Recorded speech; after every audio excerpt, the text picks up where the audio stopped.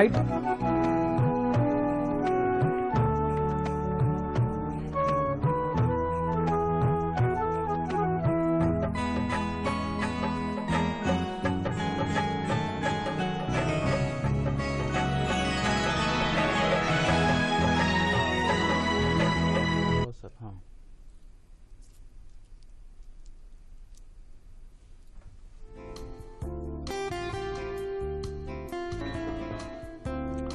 नमस्कार. नमस्कार. कृषी दर्शन या कार्यक्रमात आपणा सर्वांचं मनपूर्वक स्वागत. मंडळी, भाजीपाला लागवड हे आपण बारामाही करतो, पण यामध्ये सतत उद्भवणारी समस्या म्हणजे किडींचा प्रादुर्भाव. यावरती उपाययोजना म्हणून आपण कीडनाशकांची अनियंत्रित फवारणी करतो आणि याचा दुष्परिणाम म्हणून पर्यावरणाचा समतोल बिघडतो. हाच पर्यावरणाचा समतोल राखणं ही महत्त्वाची गरज आहे. त्यासाठी विशिष्ट व्यवस्थापन करणं गरजेचं आहे. मंडळी, आजचा आपला विषय भाजीपाला पिकातील एकात्मिक कीड व्यवस्थापन आणि या महत्त्वाच्या विषयावरती आपल्याला मार्गदर्शन करतायत प्राध्यापक सोमनाथ पवार, कनिष्ठ कीटकशास्त्रज्ञ, महात्मा फुले कृषी विद्यापीठ, राहुरी, अहमदनगर. मंडळी, आपण देखील या कार्यक्रमात सहभागी होऊ शकता. त्याकरता आपण आम्हाला फोन करायचा आहे. आमचा फोन क्रमांक आहे 022-240-8850. दुसरा नंबर आहे 022-240-8850. लक्षात ठेवा, विषयाशी निगडीतच प्रश्न विचारावेत. आपला आजचा विषय भाजीपाला पिकातील कीड व्यवस्थापन. नमस्कार सर. नमस्कार. आपलं या कार्यक्रमात आमच्या संपूर्ण टीमकडून स्वागत. सर, सर्वप्रथम एकात्मिक कीड व्यवस्थापन म्हणजे काय आणि त्याची आजच्या काळात गरज काय?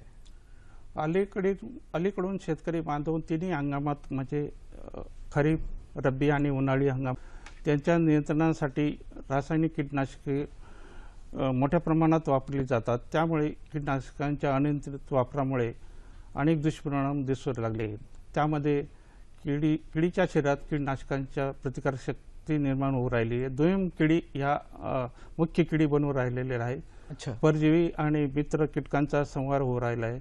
परागीभवन कीटकांचा पर्यावरणाचा संख्या कमी होऊन त्याचे दुष्परिणाम टाळण्यासाठी कीड नियंत्रणाच्या वेगवेगळ्या पद्धतीचा एकत्रितपणे आणि सुसंगत वापर करणे एकात्मिक कीड व्यवस्थापन म्हणतात. आता एकात्मिक कीड व्यवस्थापन नेमकं म्हणजे काय हे आपण जाणून घ्या. पीक लागवडीपासून तर पीक लागवडी काढणीपर्यंत कीड नियंत्रणासाठी वेगवेगळ्या पद्धतींचा म्हणजे त्याच्यामध्ये मशागती पद्धत असेल, यांत्रिक पद्धत असेल, भौतिक पद्धत असेल, जैविक पद्धत असेल आणि रासायनिक पद्धत यांचा एकत्रितपणे आणि सुसंगतपणे करून किडीची संख्या विशिष्ट म्हणजे त्यालाच आपण नुकसान करणाऱ्याच्या पातळीखाली म्हणजे ETL खाली राखणे यालाच एकात्मिक कीड व्यवस्थापन असं म्हणतात. अच्छा सर, साधारण भाजीपाला पिकांवर कोणकोणत्या किडींचा प्रादुर्भाव होतो? भाजीपाला पिकांमध्ये सुरुवातीला रस शोषणाऱ्या किडी, त्याच्यामध्ये तुडतुडे असतील, मावा असतील, फुलकडी असतील, पांढरी माशी असेल, लाल कोळी असतील. त्यानंतर मग पाने व फळे पोखणाऱ्या आळे, त्यामध्ये वांग्यावरील शेंडे व फळ पोखणारी आळे असेल, भेंडीवरील शेंडा व फळ पोखणारी असेल, टोमॅटोवरील फळ पोखणारी आळी असेल, नंतर कोबी व फुलकोबीवरील चौकोनी ठिपक्याचा पतंग असेल, पाणी गुंडाळणारी आळी असेल, वेल वर्गामध्ये जेड कुटकणारी आळी, मेलानवर, नागाळी, फळमाशी, खोडमाशी इत्यादी किडी येतात. अच्छा सर, म्हणजे आपण आता ह्या ज्या काही रस शोषण करणाऱ्या किडी आणि प्रादुर्भाव करणाऱ्या किडी आहेत यांचं एकात्मिक कीड व्यवस्थापनाचा काही आराखडा, त्याचं काही नियोजन करावं लागतं का? भाजीपाला पिकांमध्ये जे एकात्मिक कीड व्यवस्थापनाचा आराखडा तयार करायचा असेल तर आपल्याला लागवडीपूर्वी, लागवडीच्या वेळी आणि लागवडीनंतर तिन्ही वेळेस आपल्याला काळजी घ्यायला पाहिजे. अच्छा, आता लागवडीपूर्वी म्हणजे काय करायला पाहिजे? शेताची स्वच्छता राखायला पाहिजे. त्याच्यासाठी पीक लागवडीपूर्वी शेताची खोल नांगरट करावी जेणेकरून जमिनीमध्ये सुप्त असलेल्या ज्या त्या आळ्या आणि कोज उघड्या पडून पक्षी त्यांना खातात. शेतातील गवत व पूर्वीच्या पिकाचे अवशेष सुद्धा नष्ट केले पाहिजे. पिकांची फेरपालट करायला पाहिजे. एकाच जमिनीत त्याच पिकाची किंवा त्याच वर्गातील पिकांची वारंवार लागवड केल्यास जमिनीत किडीच्या आळ्या आणि त्यांचा प्रादुर्भाव वाढू शकतो. तेव्हा पिकांची फेरपालट करणे, गरजेचं आहे. वांगी टोमॅटो पिकानंतर वेलवरी पिकाची लागवड करू नये. अच्छा. बियाण्यांची निवड सुद्धा महत्वाची आहे. बियाणे हे पीक कीडविरहित करण्यासाठी वापरावे. बटाटे पिकाचे पाकोळीपासून जर संरक्षण करायचे असेल तर आपण शीतगृहातील व्यवस्थितपणे ठेवलेले बियाणे वापरावे. लसणाचे कोळी कीटकापासून जर संरक्षण करायचे असेल तर आपण हवेशीर ठेवलेल्या लसणाचे बियाणे वापरावे. बटाटे पिकाचे बियाणे स्ट्रेप्टोसायक्लिन 200 ppm द्रावणात लागवडीच्या वेळेस 1 तास अगोदर भिजून ठेवावे. म्हणजे आपल्याला बीज प्रक्रिया आपण तसं बीज करतो. प्रक्रिया आता वांगी आणि काही भाजीपाला पिकांची बरीचशी आपल्याला रोपे लागवड केल्यानंतरच लागवड करावी लागते. त्यासाठी अगोदर वांगी टोमॅटो मिरची या ज्या पिकांची जे रोपं तयार करायची असेल तर प्रत्येक बियाण्याच्या इमिडाक्लोप्रिड 5 किंवा कार्बोसल्फान 20 ग्रॅम आणि त्याच्यामध्ये ट्रायकोडर्मा 50 ग्रॅम अशा पद्धतीने आपण त्याची बीज प्रक्रिया करू. आपल्याला एक फोन येतोय. बबन माळी बोलतायत. नमस्कार. नमस्कार. बबन माळी पंढरपूरवरून बोलतायत. नमस्कार. आपला प्रश्न विचारा. मी 2 महिने झाले मिरची लागण केली. मिरची लागण केली 2 महिने झालं आणि मावा आणि बोकडा अळीचा जास्त प्रादुर्भाव आहे. त्यांचा प्रश्न असा आहे की मिरची लागवड केलेली आहे, मिरचीवरती मावा आणि अळी याचं प्रमाण झालेलं आहे.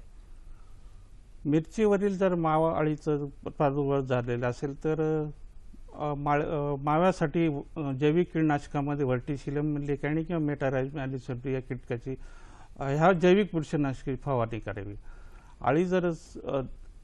अळीच्या नियंत्रणासाठी एखादं सायपरमेथ्रिन सारखे एखादं कीटकनाशक 10 लिटर पाण्यामध्ये 10 मिली या प्रमाणात फवारू शकतो आपण. फवारू शकतो. ठीक आहे. सर, आपला पुढचा प्रश्न असा आहे की आपण साधारण रोपवाटिका ज्या वेळेला आपण तयार करतो तर त्या रोपवाटिकेसाठी सुद्धा काही विशिष्ट नियोजन वगैरे करावं लागतं का, किडींचा प्रादुर्भाव होऊ नये म्हणून? भाजीपाला पिकांमध्ये वांगी टोमॅटो मिरची कांदा कोबी इत्यादी पिकांची जर रोपे तयार करायची असली तर त्याच्यासाठी आपल्याला गादी वाफे तयार करायला पाहिजे. अच्छा. तसेच त्यामध्ये कुजलेले शेणखत वापरावे पाहिजे. निंबोळी पेंटचा वापर झाला पाहिजे. कॉपर ऑक्झिक्लोराइड 25 ते 30 ग्रॅम किंवा कॅप्टन 20 ग्रॅम या प्रमाणात वापरले पाहिजे.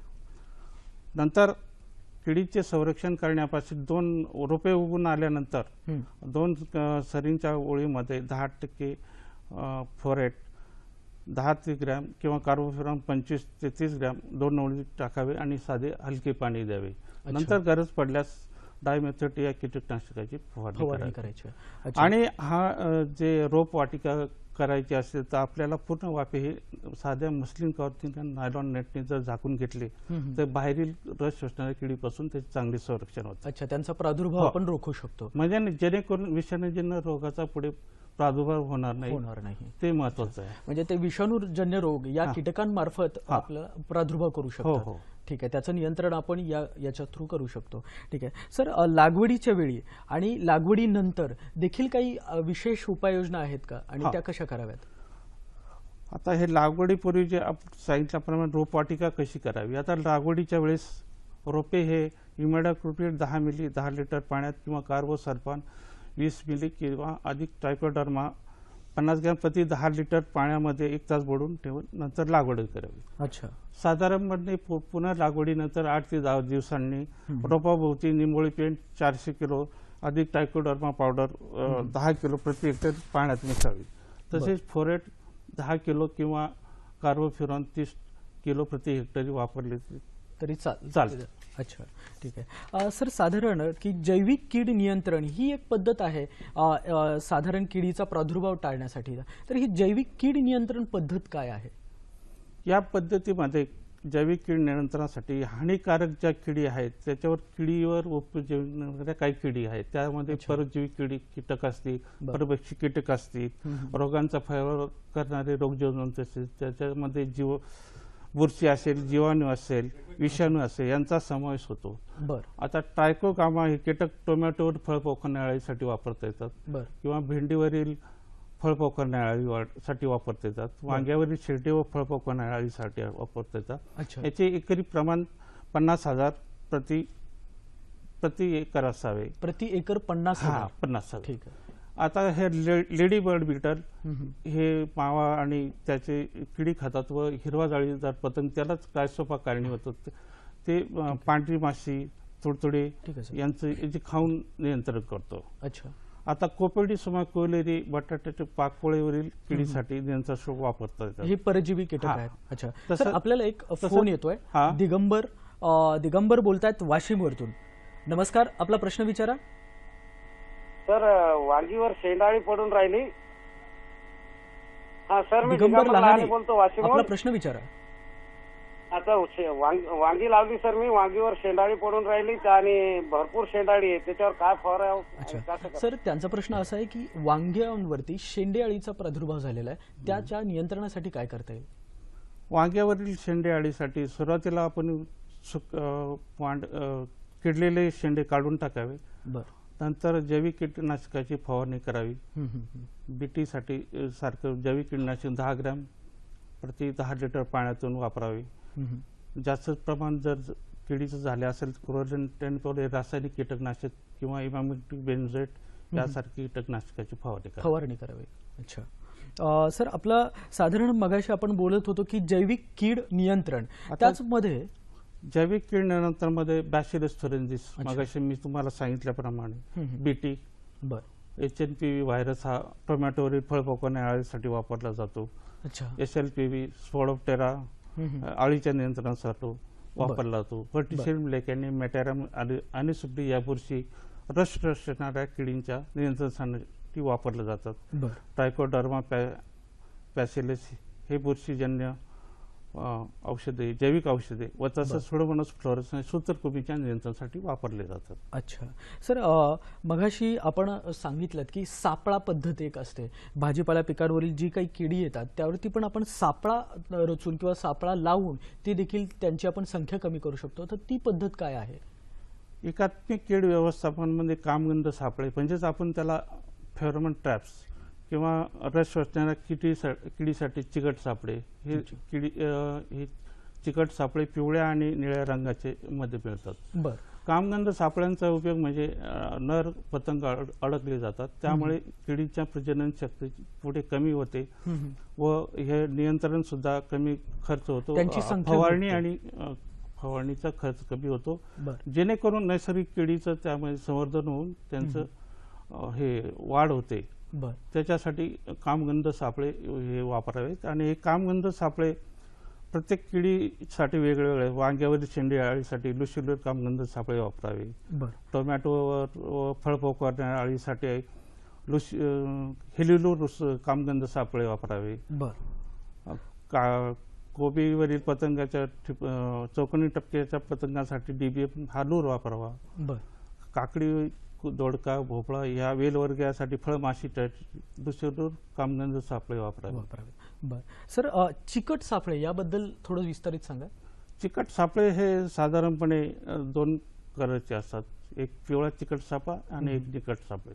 हे प्लॅस्टिक लॅमिनेशन केलेले असते हे सापळे. आणि त्याच्या दोन्ही बाजूला एक चिकट पदार्थांचा दोन्ही बाजूनी थर दिलेला असतो.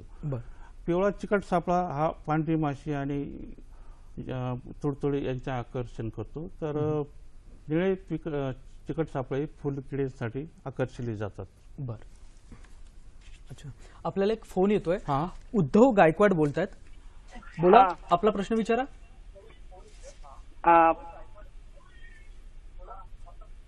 हा सर, मी सिंगणापूरहून बोलतो. ते आमच्या भेंडीवर व्हायरस यायले.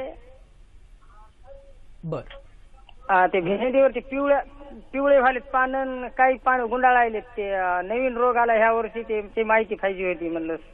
बरं. त्यांच्या भेंडी या पिकावरती पानं पिवळी होणं हा एक व्हायरस आलाय असं त्यांचं म्हणणं आहे. भेंडीवरील पिवळा म्हणजे हळदू रोग म्हणतो त्याला आपण.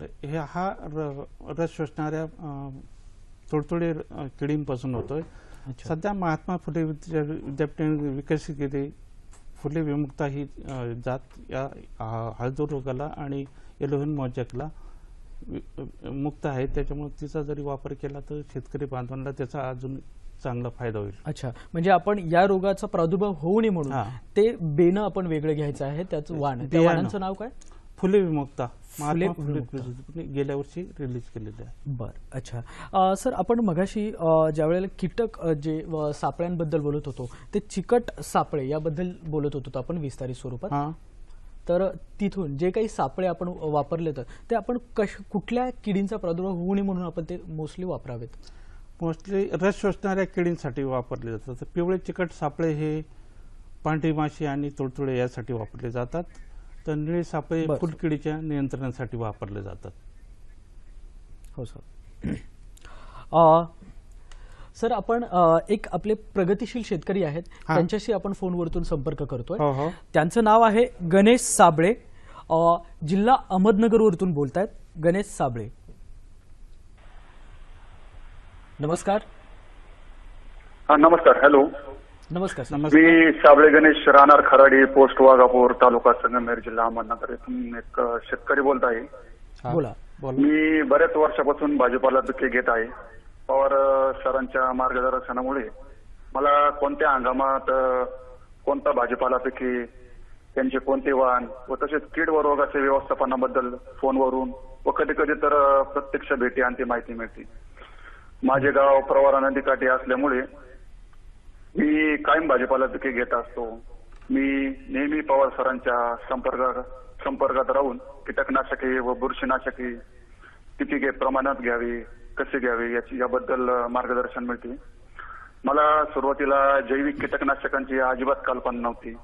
मी कायम रासायनिक औषधांची फवारणी करायचो. शत्रुकीड कोणते, मित्रकीड कोणते याबद्दल काहीच मला माहिती नव्हतं. परंतु सरांच्या प्रत्यक्ष प्लॉटवरील भेटी आणि हे सर्व मला माहिती झाली. म्हणून जैविक घटकामधील व्हर्टिसिलियम लेकॅनी, ट्रायकोडर्मा पावडर, HMPV व्हायरस इत्यादी बद्दल मला माहिती झाली. पिकांमधील सापळा पिके तसेच कामगंध सापळे याबद्दल सरांनी चांगलं मार्गदर्शन मला केलं. पिवळे व निळे चिकट सापळे कोणत्या किडीसाठी किती प्रमाणात केव्हा वापरावे याबद्दलही सरांनी चांगली मला माहिती दिली. 5% निंबोळी अर्क कसा तयार करायचा व कसा वापरायचा याबद्दलही पवार सरांनी चांगलं मला मार्गदर्शन केले. तसेच इतर वनस्पतीजन्य कीटकनाशकांची माहिती सरांनी दिली. सरांना या सर्व मार्गदर्शनामुळे मला मी घेत असलेल्या भाजीपाला पिकांविषयी मला एकात्मिक कीड व्यवस्थापनाबद्दल चांगले ज्ञान मिळाले व त्यामुळेच मी सध्या चांगला प्रतीचा भाजीपाला पिके घेत आहे.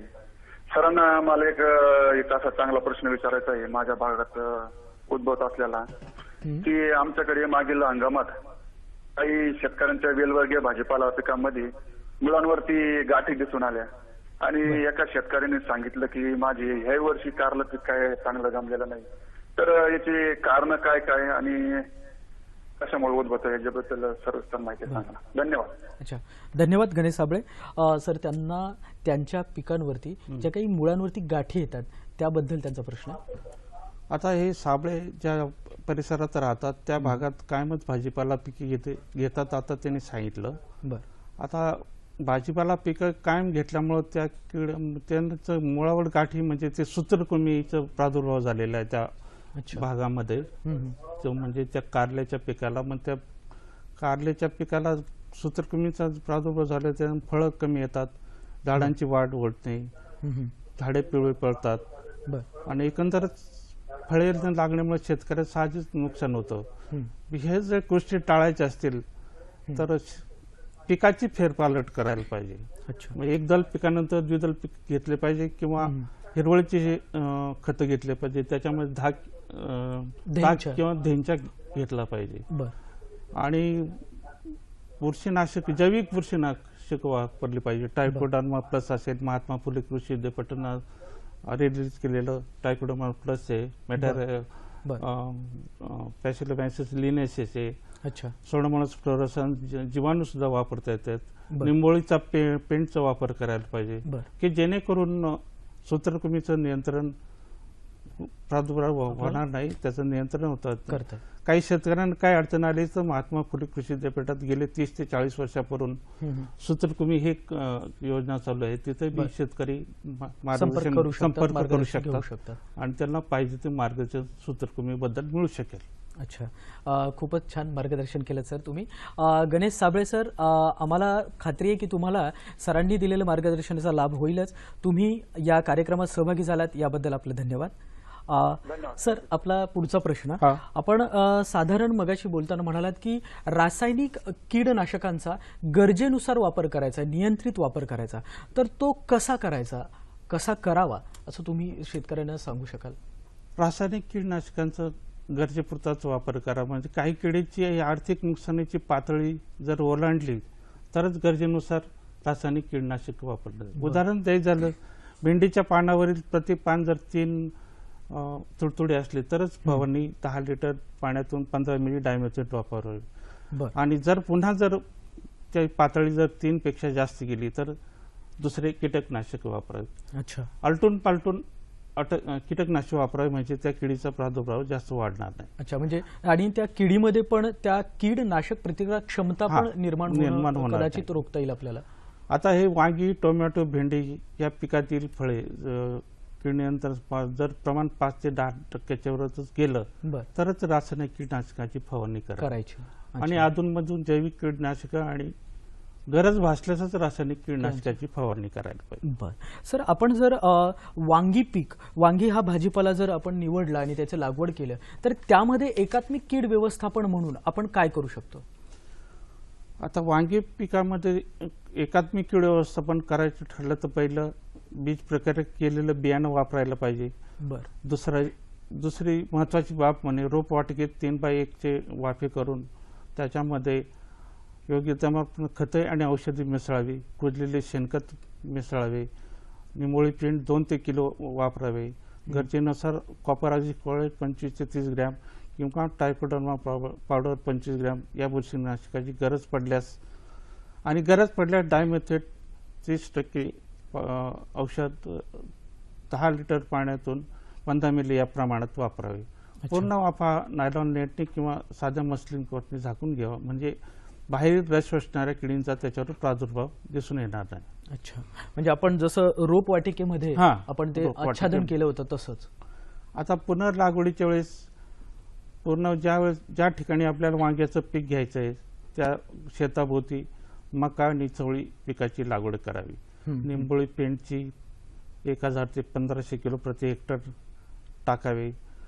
पुनर्लागवडीच्या वेळी सिमेडॅक्लोप्रिड या औषधामध्ये 10 मिली 10 लिटर पाण्यात तासभर रोपे बुडवून ठेवावी, म्हणजे जेणेकरून रस शोषणाऱ्या किडीपासून त्याचं नियंत्रण होईल. सूत्रकृमीच्या नियंत्रणासाठी 65 किलो कार्बोफ्युरॉन किंवा 20 किलो फोरेट या प्रमाणात प्रत्येक रोपावरती त्याच्यामध्ये रिंग पद्धतीने मातीमध्ये मिसळावे. बर बर. अच्छा सर, आपल्याला एक फोन येतोय.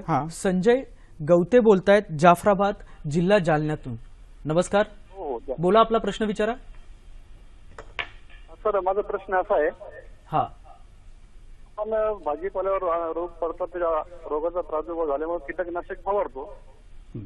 या कीटकनाशकामुळे आपली जमिनीची सुपीकता कमी होते, तर यावर काही उपाययोजना आहे का, त्याचं स्पष्टीकरण द्यावं. आणि दुसरा प्रश्न असा आहे माझा, कीटकनाशकामुळे आपल्याला जे मित्रकीड आणि शत्रुकीड याचा, शत्रुकिडाबरोबर मित्रकिडाचा नायनाट होतो, ते आपल्याला ओळखता येईल का, किंवा मित्रकीड वाचवण्यासाठी काही उपाययोजना असेल का, तर त्याचं मार्गदर्शन व्हावं. आजचा विषयच आपला असा आहे का हे शत्रुकीड आणि मित्रकीड याचं आपण थोडा हे करून मित्रकिडी वाढवण्यासाठीच एकात्मिक कीड व्यवस्थापन वापरू राहिलोय. आणि म्हणजेच रासायनिक कीड नियंत्रणाची गरज कमी लागेल. त्याच्यामध्ये जैविक कीडनाशकामध्ये व्हर्टिसिलियम लेकॅनी, मेटाराइज आणि सुपली या बुरशीचा वापर करावा.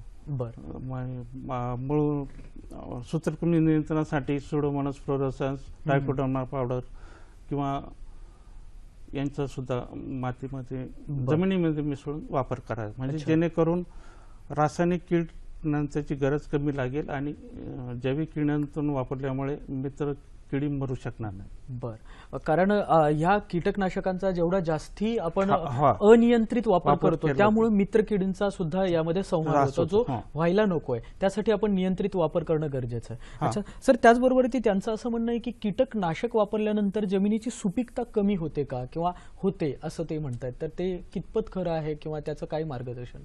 नाही, त्याच्यासाठीच कीटकनाशकं कमी वापरा म्हणून आपण शेतकऱ्यांना असा संदेश देतो का त्यामध्ये जैविक कीटकनाशकांचा मॅक्झिमम, त्याच्यात जी मुळी पेंड असेल, वनस्पतींचा अर्क असेल इत्यादीचा वापर करा, म्हणजे जमिनीमध्ये त्याच्यामध्ये काही दिसून येणार नाही, अंश दिसून येणार नाहीत. बर, म्हणजे यावरती उपाय म्हणून आपल्याला रासायनिक कीटकनाशक जे आपण वापरतो, तर ह्या कीटकनाशकांचा जितका शक्य असेल तितकं नियंत्रित वापर करणं हा एकमेव त्याचा पर्याय असू शकतो आहे असं. आणि जास्तीत जास्त जैविक कीटकनाशक जर आपण वापरलं तर याचा प्रादुर्भाव पण रोखू शकतो. सर, आणखीन एक फोन येतो आपल्याला. ज्ञानेश्वर कांबळे पुण्यावरून बोलतात. नमस्कार, आपला प्रश्न विचारा कांबळे साहेब. नमस्कार सर. नमस्कार, मी दोडक्याविषयी प्रश्न विचारणार आहे सर. बोला. बोला. दोडक्यावर बुरी रोगाचा प्रादुर्भाव होऊन फळ आणि फळगळ होते. भुरी रोगाचा प्रादुर्भाव होऊन फळगळ होते. भुरी रोगाने शक्यतो फळगळ नाही होत, पण फळमाशीचा प्रादुर्भाव असल्यामुळे फळगळ किंवा फळ वाकडे होत असतील दोडक्याचे, तर त्याच्यासाठी कामगंध सापळे मगाशी आपण सांगितल्याप्रमाणे त्याचा जर वापर केला तर फळमाशीचे नर माशा अडकून त्याचा पुढील प्रादुर्भाव कमी होईल. बर, त्यासाठी एखादा निंबोळी अर्काचा 5% फवारणी घेतली तरी फळमाशीचा प्रादुर्भाव होईल. बरं, 5% निंबोळी अर्क. अच्छा सर, आपला पुढचा प्रश्न आहे, टोमॅटो पिकात जर आपण एखादं एकात्मिक कीड व्यवस्थापन करायचं ठरलं तर त्या कशा पद्धतीने आपण करू शकतो? टोमॅटो पिकाचे व्यवस्थापन करण्यासाठी याची सुद्धा रोपवाटिका वांगी पिकाप्रमाणे तयार करावी. पुनर्लागवणीच्या वेळेस मका आणि चवळी यांची लागवड करावी. टोमॅटोच्या प्रत्येक ओळीच्या अगोदर झेंडूच्या 2 ओळी लावावी की जेणेकरून मुख्य पीक हे वाचू शकेल, म्हणून आपण झेंडू पिकाची लागवड करण्यासाठी सांगतो. मका आणि चवळी पिकाचा उपयोग लेडीबर्ड बीटल आणि काळसुपाला काढणी ह्या पिकांच्या याच्यासाठी होऊ शकते, संवर्धनासाठी होऊ शकतो आणि फळ पोखरणाऱ्या अळीचे सुद्धा प्रमाण कमी करण्यास उपयोग होतो. अच्छा, शेतात एकरी 5 कामगंध सापळे या प्रमाणात वापरावे. जैविक कीड नियंत्रणामध्ये ट्रायकोग्रामा चिरंजीवी कीटक 1 लाख या प्रमाणात वापरावे. सदृढ कीड पतंगाच्या अंडी त्याच्यामुळे फळ पोखरणाऱ्या अळीचे सुद्धा हे होतं, प्रादुर्भाव रोखू शकतो. नंतर रासायनिक कीड नियंत्रणामध्ये फ्लोरोंटिनप्रॉल 3 मिली किंवा क्विनोलफॉस 10 लिटर पाण्यात 20 मिली या प्रमाणात सुद्धा आपण हे करू शकतो. अच्छा, बर सर, आपण आणखीन एक शेतकरी आहेत जे आपल्या सरांकडून, सोमनाथ पवार या साहेबांकडनं त्यांचे मार्गदर्शन घेऊन ते शेती करतायत. तेही आपला अनुभव आपल्याला सांगण्यासाठी आपल्याला फोन केलेला आहेत. ते आपल्या लाईनवरती आहेत. वैभव हंडाळ सर, नमस्कार. हॅलो. नमस्कार सर. नमस्कार, बोला. हॅलो. वैभव हंडाळ सर, आपण बोला, आपला अनुभव सांगा. हा सर, नमस्कार. मी वैभव हंडाळ बोलतोय. बोला. कडंबावरून, तालुका राहुरी, जिल्हा अहमदनगर. बर, बोला बोला वैभव सर, आपला आवाज येतोय आम्हाला, बोला. हॅलो. हा बोला, आवाज येतोय आपला. आवाज येतोय का? हो येतोय, बोला. हा नमस्कार, म्हटलं मी वैभव हंडाळ बोलतोय. हा बोला. हा, मी मुक्काम पोस्ट खडांबे, तालुका राहुरी, जिल्हा अहमदनगर मधून बोलतोय. बर. मी शेतकरी आहे. मला पवार सरांचं मार्गदर्शन बरंच झालेलं आहे टोमॅटो पिकाबद्दल. बर. तर टोमॅटो पिकाबद्दल मी पीक घेत होतो. बर. हो, साधारणतः आधी पीक घ्यायचो मी पीक. ते माझ्या सल्ल्यानुसार किंवा कृषी केंद्र त्यांच्या सल्ल्यानुसार करायचो मी शेती आधी बर. टोमॅटोची. त्यावरती तुम्ही सरांनी सांगितल्याप्रमाणे काय काय नियोजन केलं आणि कशा पद्धतीने तुम्ही किडीचा प्रादुर्भाव रोखलात? हो, सरांनी ते आधी आम्हाला नर्सरीची माहिती दिली. बेड कसे बनवायचे, काय त्याचं ते सगळं सरांनी मार्गदर्शन केलं. पुनर्लागवड कशी करायची, रोपाची काळजी कशी घ्यायची, बेड कशी तयार करायची, बर सरांनी सगळं सांगितलं आम्हाला. बर तर सुरुवातीला मी सपाट वाफे तयार केले. हम्म, तर त्यानंतर सरांनी सांगितल्याप्रमाणे ते सपाट वाफे, गादी वाफे, रोपवाटिका, हम्म, नायलॉन नेटचा वापर केला. हम्म, त्यामुळे नर्सरीतल्या रोपांचं रस श्वसणाऱ्या किडींचं संरक्षण झालं मला. बर त्यानंतर पुनर्लागवडीच्या वेळी जीवनजन्य लिपकरचे झाड एकही दिसलं नाही मला सरांच्या मार्गदर्शनाखाली. बर म्हणजे तुम्ही सरांच्या मार्गदर्शनानुसार रासायनिक कीटकनाशकांचा वापर कमी केलात आणि जैविक कीटकनाशकांचा वापर जास्तीत जास्त करण्याचा प्रयत्न केलात. हो हो हो, जैविक कीटकनाशकांचा जास्त वापर केला. तर त्यानंतर ते व्हर्टिसिलिमेंट औषध होतं ना, ते सरांनी दिलेलं. बर ते जैविक कीटकनाशक होतं ना, हा हा ते 10 लिटर पाण्यामध्ये ते 40 ग्रॅम असं प्रमाण देऊन दिलेलं होतं सरांनी. तसं ते औषध वापरल्यानंतर बराचसा फायदा झाला. बर अच्छा हो. ठीक आहे. धन्यवाद वैभव हंडाळ साहेब, तुम्ही आपला अनुभव आमच्या बरोबर इथं सांगितल्याबद्दल आणि या कार्यक्रमात सहभागी झाल्याबद्दल हो धन्यवाद. हो हो हो. सर, आपला पुढचा प्रश्न, हा. कोबी आणि फुलकोबी या पिकांमध्ये जर आपल्याला एकात्मिक कीड व्यवस्थापन करायचं तर आपण कशा पद्धतीने करावं? कोबी आणि फुलकोबीमध्ये शक्यतो चौकोनी ठिपक्याचा पतंग ज्याची किडी आहे त्याचं अगोदर एकात्मिक कीड नियंत्रण करायचं असेल तर रोपे हे पुनर्लागवडीच्या वेळी ट्रायकोडर्मा 50 ग्रॅम प्रति 10 लिटर पाण्यातून त्याची लागवड करावी. बर आणि मुख्य म्हणजे एक सापळा पीक आपण मगाशी सांगितल्याप्रमाणे मोहरी पिकाची लागवड 25 ओळीच्या अगोदर 15 ते 20 दिवस करावी. म्हणजे पीक ह्या कोबी पिकावरील कीड अगोदर मोहरी पिकावरील की जेणेकरून आपलं मुख्य पीक वाचलं जाईल. त्यासाठी जर मोहरी पिकावर जर डीबीएम अळीचा जर प्रादुर्भाव आला तर डायक्लोरस 10 मिली 10 लिटर पाण्यातून फवारणी करावी. बर बर पुनर्लागवडीच्या वेळेस शेतात निंबोळी 1500 ते 2000 किलो प्रति हेक्टर वापरावी. बर शेतामध्ये पक्ष्यांना बसण्यासाठी काठीचे मचान वापरावे. तसे हेक्टरी डीबीएम लूर कामगंध सापळे वापरावे. अच्छा म्हणजे जेणेकरून काठीचे मचन पक्षी बसतील आणि त्या आळ्या पण खातील. बर त्याच्यानंतर गरज पडल्यास पहिली फवारणी बॅसिलस थोरिंजिस बीटी बर कोबी पिकाची गड्डी धरण्यापूर्वी 10 ग्रॅम प्रति 10 लिटर पाण्यातून फवारणी करावी. अच्छा नंतर गरज पडल्यास रासायनिक कीटकनाशकामध्ये स्पायनोसाइड 2.5 12 मिली किंवा क्लोरांट्रेनिपोल 3 मिली किंवा इंडोझपार 5 मिली या प्रमाणात फवारा 10 लिटर पाण्यासाठी. बर बर आपण माहिती घेत होतो वेलवर्गीय भाजीपाला पिकातील एकात्मिक कीड व्यवस्थापनाबद्दल. सर, त्याबद्दल मार्गदर्शन करावं. वेलवर्गीय भाजीपाला लागवड करायची असेल तर त्या शेतामध्ये अगोदर वांगी, टोमॅटो, मिरची या पिकाची लागवड केलेली नाही पाहिजे. केलेली नाही पाहिजे. कारण जर केली तर परत त्याच एकाच वर्गातले भाजीपाला पिकं असल्यामुळे मगाशी सांगितल्याप्रमाणे सूत्रकृमीचा प्रादुर्भाव वाढू शकतो. बर बर त्यासाठी शेताची अगोदर खोल नांगरट करावी. बर नंतरयुक्त खतांचा संतुलित वापर करावा.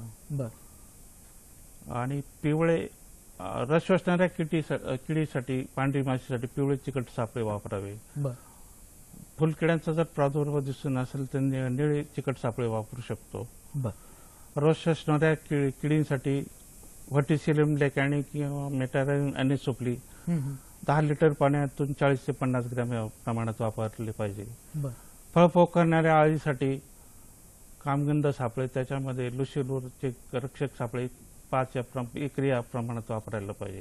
बर किडलेली फळे किंवा आळ्या गोळा करून नष्ट करणे. तसेच 5% निंबोळी अर्काची फवारणी करायला पाहिजे.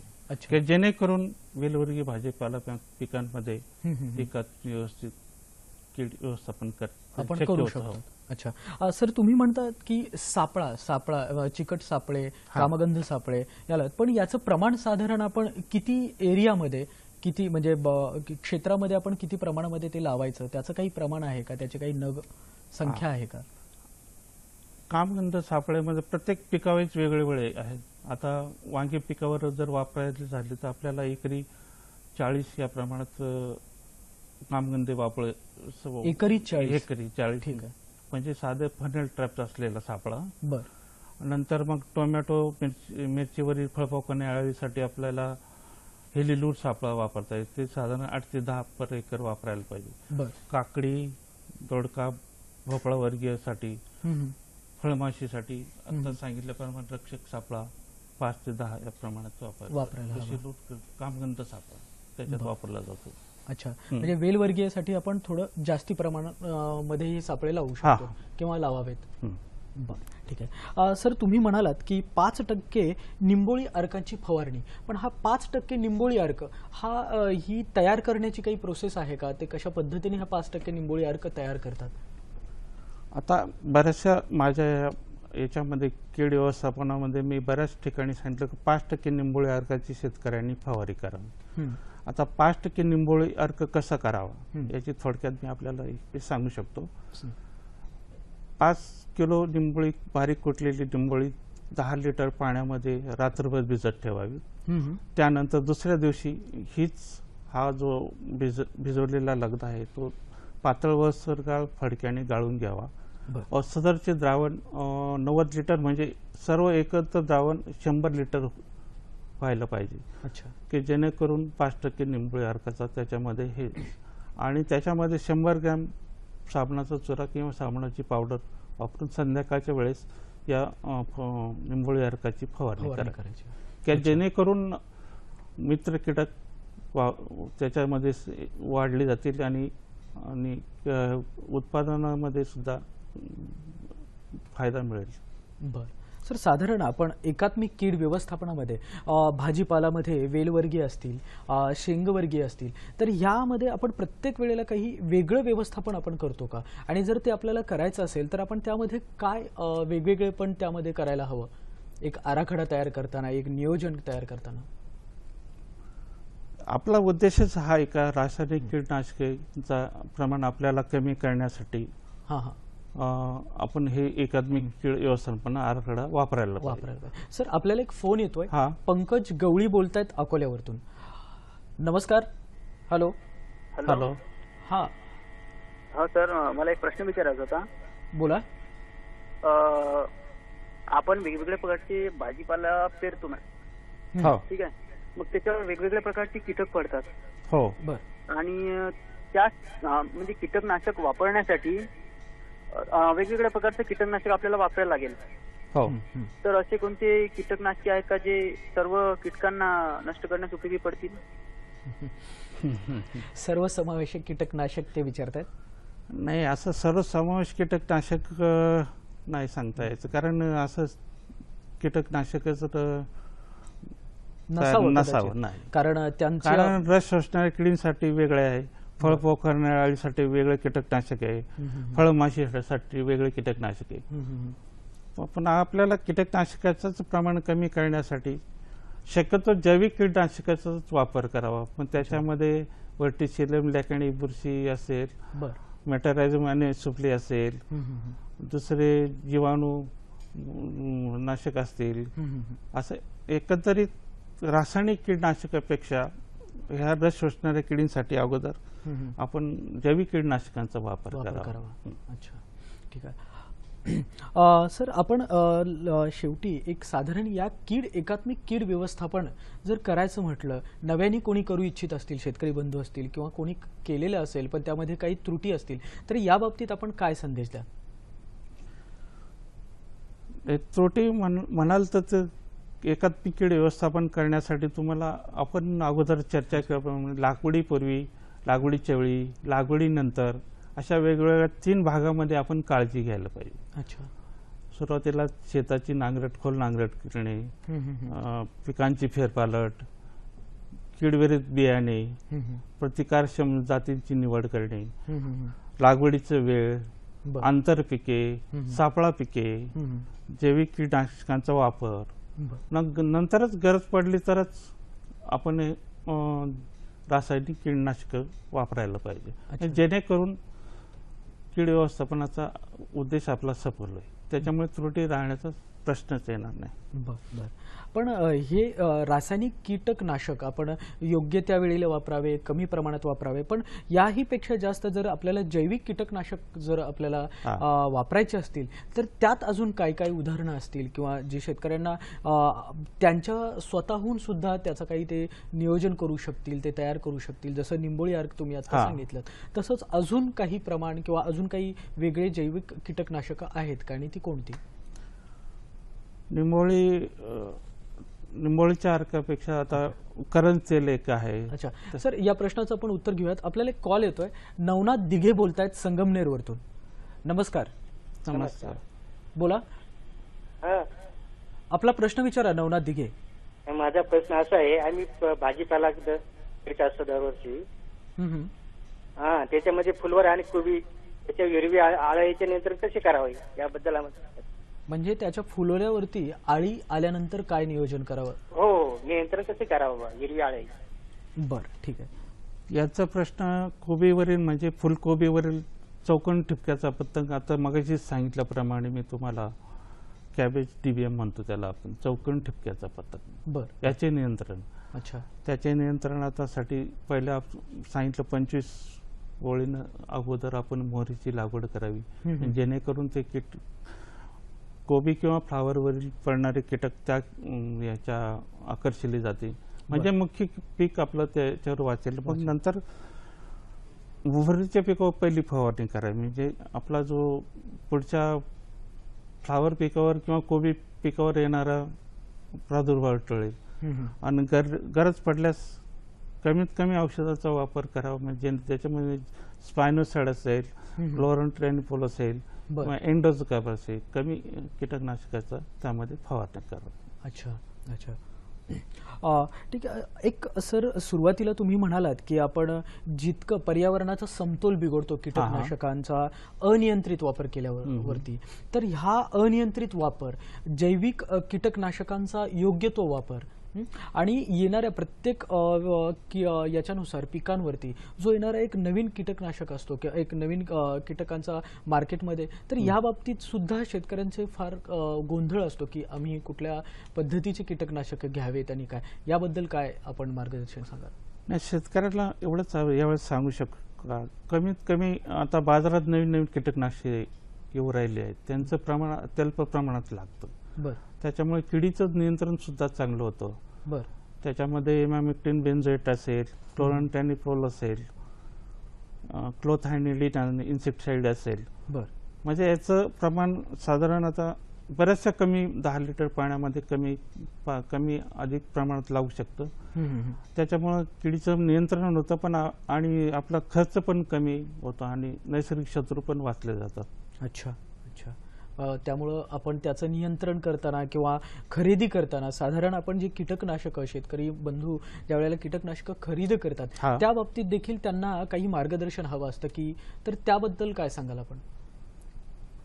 बाजारामध्ये उपलब्ध असणारे कीटकनाशक आणि आपल्याला गरजेचे असणारे कीटकनाशक यामध्ये पण खूप तफावत असते, त्याबद्दल काय सांगाल? कीटकनाशक घेताना कुठल्याही स्टँडर्ड कंपनीचे घ्यावे, म्हणजे त्याचे रिझल्ट पण चांगले मिळतील, म्हणजे जेणेकरून त्यांचं प्रमाण कमी लागेल आणि आपल्याला पाहिजे तसं घेता येईल.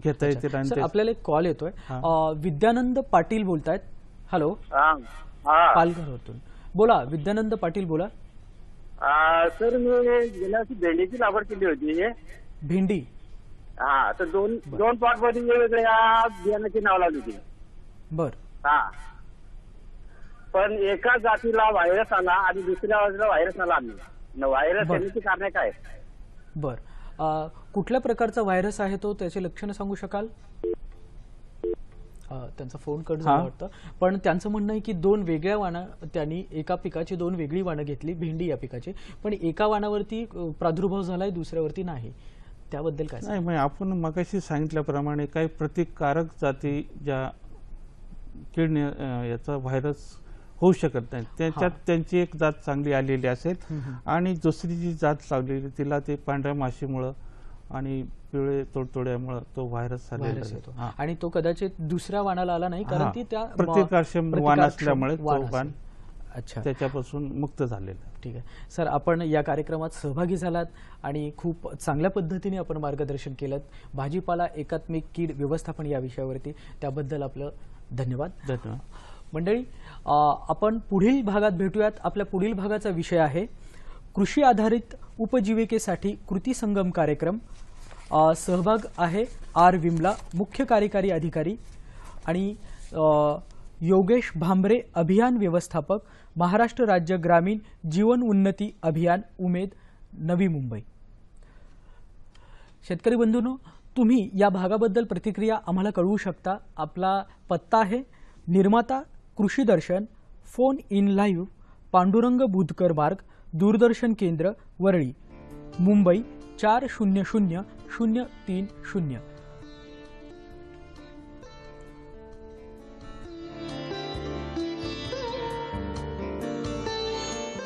तर तुम्ही हा भाग इंटरनेटवरती पाहू शकता www.ddsahyadri.in, फेसबुक ddsahyadri.कृषीदर्शन, यूट्यूबवरती देखील तुम्ही हा व्हिडिओ पाहू शकता ddsahyadri.कृषीदर्शन, पोर्टल http://navakrishi.dacnet.nic.in.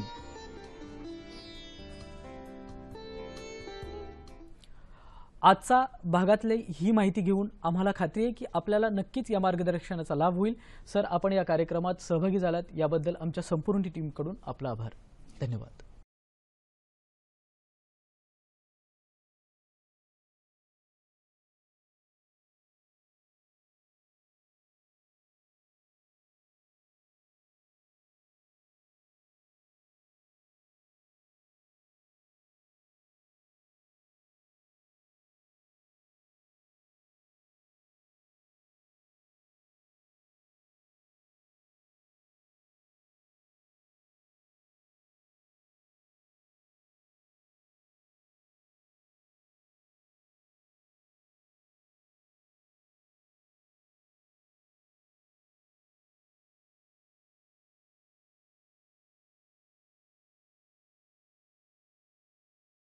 Thank you.